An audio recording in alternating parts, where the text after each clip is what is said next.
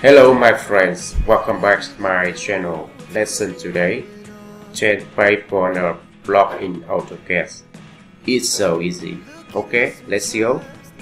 For example, block baseball here. Okay.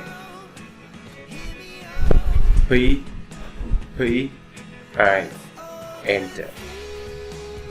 Select a block, click and pick new insert bond.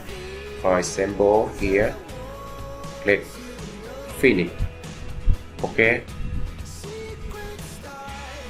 place bond here. Very easy.